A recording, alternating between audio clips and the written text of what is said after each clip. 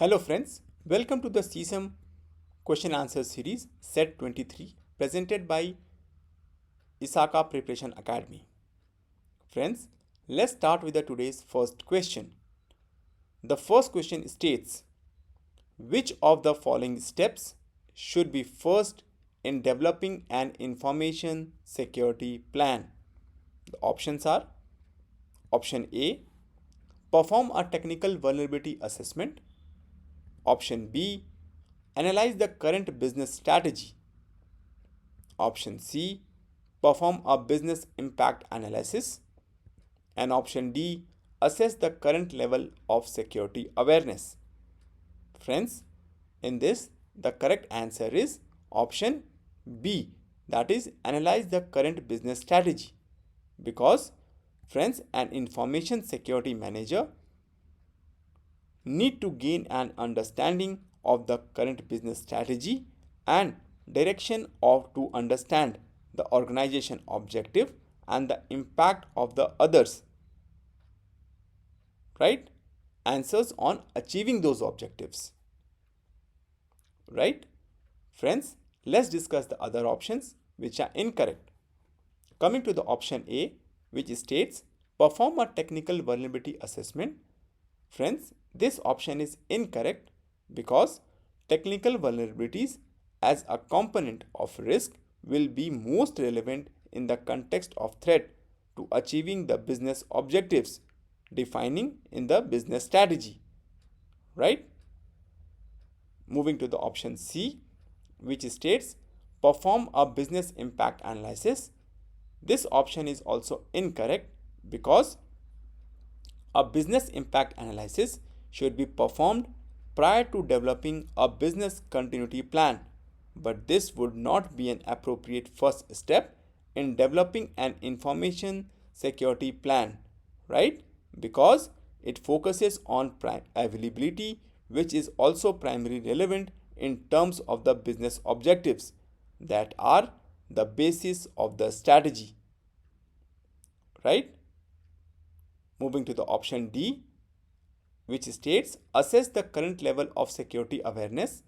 This option is also incorrect because without understanding the business strategy, it will not be possible to determine the current level of awareness, because to be effective, awareness must include understanding the context and threat to the organization business objectives, right? That's why the option B is the first in developing an information security plan. Moving to the option next question. The next question states senior management commitment and support for information security can best be obtained through presentation. That the options are option A, use illustrative example of successful attack. Option B, explain the technical risk to the organization. Option C, evaluate the organization against good security practices. And option D, tie security risk to the key business objectives. Friends, in this the correct answer is option D, that is tie security risk to the key business objectives, because friends, senior management wants to understand the business justification for investing in security in relation to achieving key business objectives, right? Let's discuss the other options. Coming to the option A, which states use illustrative example of successful attack. Friends, this option is incorrect because senior management will not be as interested in example of a successful attack if they are not tied to the impact on the business environment and objectives. Coming to the option B, explain the technical risk to the organization. Friends, this option is also incorrect because senior management will not be as interested in the technical risk to the organization if it is not tied to the impact on the business environment and objectives. Moving to the option C, which states evaluate the organization against good security practices. Friends, this option is also incorrect because industry good practices may be important to the senior management to the extent they are relevant to the organization and its business objectives. Let's move to the next question. The next question states, friends, the most appropriate role for senior management in supporting information security is the options are option A, evaluation of vendors offering security products, option B, assessment of risk to the organization, option C, approval of policy statements and fundings, and option D, developing standards sufficient to achieve acceptable risk.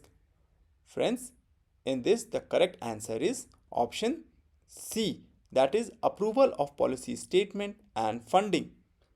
Because friends, policies are a statement of senior management intent and direction. Therefore, senior management must approve them in addition to providing sufficient funding to achieve the organization risk management objectives. Friends, let's discuss the other options which are incorrect. Moving to the option A, which states evaluation of vendors offering security products. Friends, this option is incorrect because evaluation of vendors is a day-to-day responsibility of the information security manager. In some organization, business management may be involved in the vendor evaluation, but their primary role is setting the organization direction, oversight, and governance. Moving to the option B, which states assessment of risk to the organization.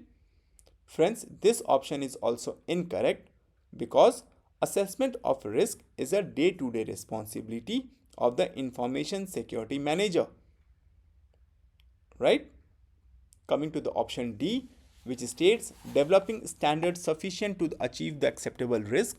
Friends, this option is also incorrect because the development of standard that meet the policy intent is typically a function of the information security manager. Right? That's why the option C is correct.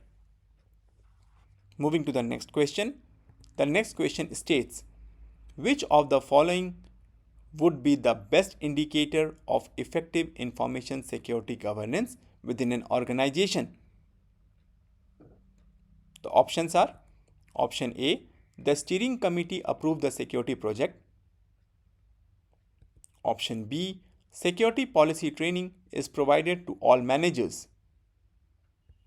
Option C, security training is available to all employees on the intranet. And option D, IT personnel are trained in testing and applying required patches. Friends, in this the correct answer is option A, that is the steering committee approve security projects. Because friends, the existence of a steering committee that approve all security projects would be an indication of the existence of a good governance program. So friends, to ensure that all stakeholders impacted by the security considerations are involved, right? And many organizations use a steering committee comprised of senior representatives of affected groups, right? So this composition help to achieve the consensus on priorities and trade-offs and serve as an effective communication channel for ensuring the alignment of the security program with business objectives. Right? Friends, let's discuss the other options which are incorrect. Coming to the option B, which states security policy training is provided to all managers. Friends, this option is incorrect because security policy training is important at all levels of the organization and also an indicator of good governance. However, it must be guided and approved as a security project by the steering committee to ensure all parts of the organization are aware of the policies. Moving to the option C, which states security training is available to all employees on the intranet. This option is also not correct because the availability of security training, while beneficial to the overall security program, does not ensure that employees are following the program and have the required level of awareness without a process to enforce awareness and compliance. Coming to the option D, which states IT personnel are trained in testing and applying required patches. Friends, this option is also incorrect because even organization with the little overall governance may be effective in patching system in a timely manner, but this is not an indication of effective governance. Right? That's why the option A is correct. Friends, here we come to the end of CISM Set 23 question and answer series. Thank you for watching and please do subscribe and stay tuned for more updates. Thank you.